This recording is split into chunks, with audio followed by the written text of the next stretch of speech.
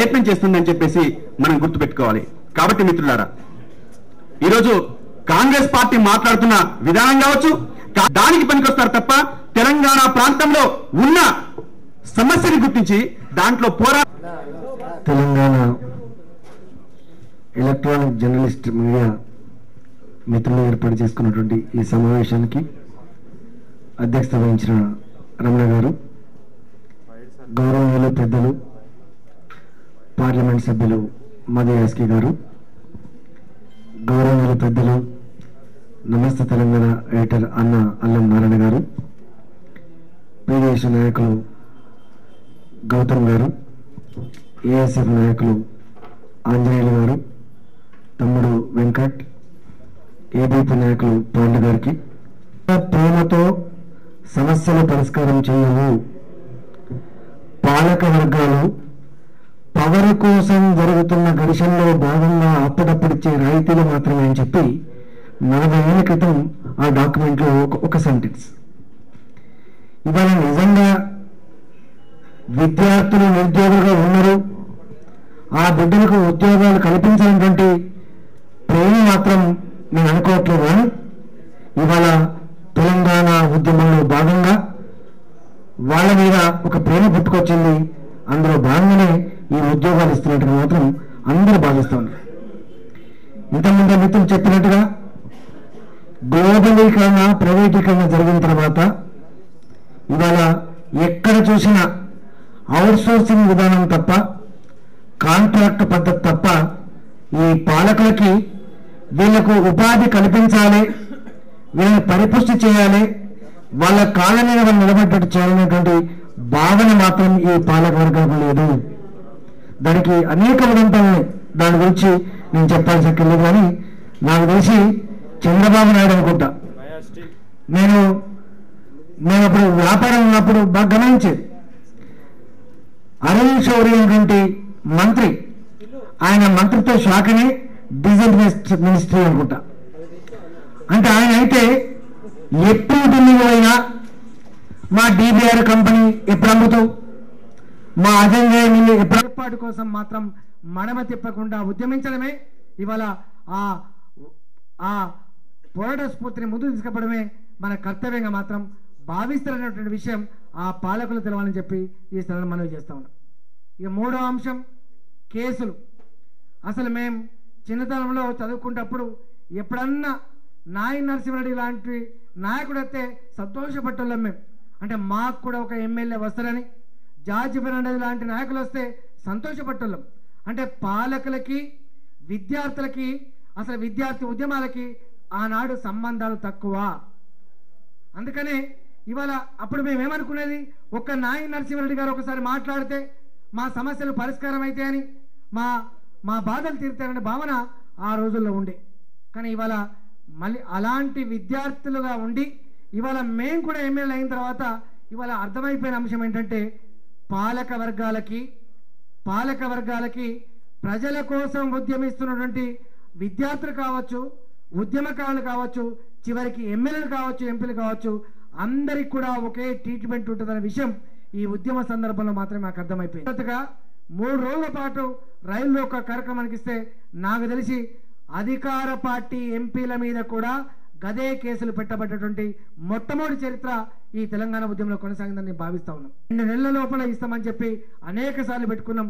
నాకు తెలిసి ఇవాళ తెలంగాణ ప్రాంతంలో ఉన్నటువంటి పార్లమెంట్ సభ్యులు కూడా ఇవాళ ఇంకా మాట్లాడాలని 2011 కూడా అయిపోయిన తర్వాత ఒక 8,000 మంది మీద వేలాది కేసులు, ఒక 700 మంది బలిదానాలు, మళ్ళీ కేసుల మీద తెలంగాణ ఉద్యమం మీద మాట్లాడుకోవడానికి మనం మిగులున్నాం.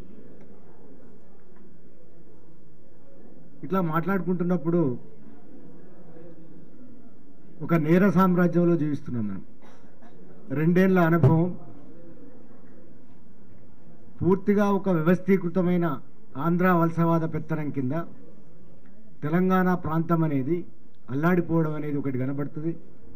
రెండో విషయం ఏం కనబడుతుంది అంటే, ఒక వ్యవస్థీకృత నేరపూరిత వ్యవస్థలో ప్రజాస్వామ్యాన్ని నమ్మి, శాంతిని నమ్మి ఉద్యమం చేసిన విద్యార్థులు ఉద్యమకారులు పూర్తి స్థాయిలో నిర్బంధాన్ని అణచివేతను చవిచూడడం అనేది ఇప్పటి సారాంశంగా ఉన్నది.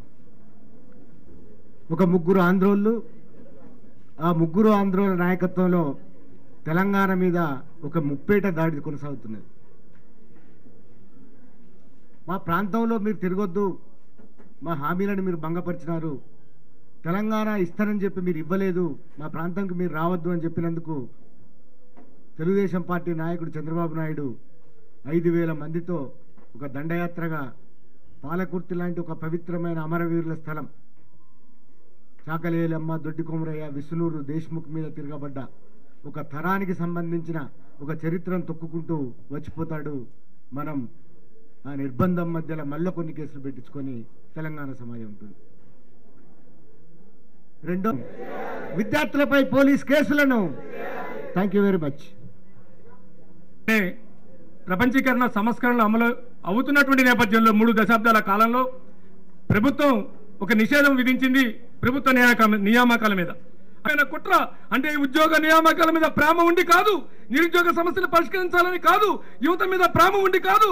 ఇక్కడిగా నిర్బంధం ఉన్నప్పుడు కూడా ఉస్మానియా యూనివర్సిటీ విద్యార్థుల కేసులని సొంతంగా మిగతా న్యాయవాద మిత్రులతో ఎదుర్కొంటున్న నాకు ప్రత్యక్షంగా అనుభవం ఉన్నది, చూస్తూనే ఉన్నాను. ఈ అణచివేతలో ఏ విధంగా మనం కేసుల ఎత్తివేత కొరకు ప్రభుత్వం ఇచ్చిన హామీని అమలు చేసేదాని కొరకు ఏ విధంగా ప్రయత్నం చేయడం అనేది మొదటి అంశం. రెండవది, మీ అందరి ముందు నేను పెట్టే ప్రశ్న, ఉద్యమాలు జరిగినాయి, సకల సమ్మె జరిగినది, అయినా తెలంగాణ ప్రకటన ఎందుకు రాలేదు? అంటే సకల జనుల సమ్మె అనేది బ్రహ్మాస్త్రంగా మనం ఉపయోగించడం, అయినా కూడా కేంద్ర ప్రభుత్వం ఎందుకు ఇంత ఇన్సెన్సిటివ్గా ఉన్నది? లక్షలాది కోట్లాది మంది ప్రజలు పోరాటం చేస్తున్నప్పుడు ఎందుకు ఉన్నది? రాజకీయ పార్టీల గురించి ఒక నిమిషం చెప్తాను. ఏ రాజకీయ పార్టీ కూడా తెలంగాణలో తెలంగాణ ఉద్యమాన్ని ముందుకు తీసుకెళ్లడంలో కానీ లేక కలిసి పోరాడడంలో కానీ గంగా జలాలకు పవిత్రంగా ఉందని నేను అనుకోవట్లేదు. కాంగ్రెస్ పార్టీ అన్నిటికన్నా ఎక్కువ బాధ్యత ఉన్నది, అధికారంలో ఉన్నది, కాదనట్లే. కానీ ఉద్యమం చేస్తున్న పార్టీ టీఆర్ఎస్ పార్టీ నుంచి 26 మంది ఎమ్మెల్యేలు ఎన్నికైతే ఏమైనారు? 10 మంది ద్రోహం చేసి ఎక్కడ పోయినారు? లేక ప్రతిపక్షంగా ఉన్న 40 మంది ఎమ్మెల్యేలు ఉన్న పార్టీ తెలుగుదేశం పార్టీ నుంచి ఎన్నికైన ఎమ్మెల్యేలలో కూడా ఎంతమంది తెలంగాణకై పోరాడుతున్నారు, ఎంతమంది ఏ విధంగా ఉన్నారు? బీజేపీ పార్టీ తీసుకోండి, లేక కొత్తగా పుట్టుకొస్తున్న టీఆర్ఎస్ జగన్ పార్టీ తీసుకుంటే కూడా తెలంగాణలో ఉన్న తెలంగాణ నుంచి ఉన్న ప్రజాప్రతినిధుల యొక్క చిత్తశుద్ధి కానీ ప్రశ్నించాల్సింది. ఇక్కడ పార్టీలకు అతీతంగా పోరాటంలో భాగం పంచుకోకుండా తెలంగాణలోనే ఉంటూ తెలంగాణ ప్రజలతో ఎన్నుకోబడి ప్రధాన ప్రతిపక్ష లక్ష్యం యాత్రలు చేస్తారు, దీక్షలు చేస్తారు, అవన్నీ నేను దాంట్లో బోదలుచుకోలేదు. ఏ విధంగా అధికారంలోకి రావడం, మమ్మల్ని అధికారం తీసుకురండి తెలంగాణ ప్రకటిస్తామని ఒక పార్టీ చెప్తుంది. రేపు నేనంటున్నా ఒక పార్టీకి వెళ్ళి ఇక్కడ 90 మందిని గెలిపిస్తాం, వీళ్ళ ఆధారం లేకుండా ప్రభుత్వం ఏర్పడుతుంది. అప్పుడేమైతే లేక 60-70 మంది ఒక పార్టీ వాళ్ళు గెలిచినా ఇవాళ ఏ విధంగా డబ్బులకు లోబడి పోతారు ఎమ్మెల్యేలో తెలుసు. పదవులకు 5 కోట్లు 10 కోట్లు ఇస్తాను, సగం మంది పారిపోతారు. అప్పుడు తెలంగాణ మనకు మొదటిగా తీయదు. అందుకే 2014 గురించి ఆలోచించేటండి, మళ్ళీ ఎన్నిక గురించి ఆలోచిస్తలే. ఎంతసేపు మనం అందరం కూడా 2014లో ఈ పార్టీని భూస్థాపితం చేస్తాం, దాన్ని కథం చేస్తాం, దీన్ని కథం చేస్తాం, తెలంగాణ రాదు.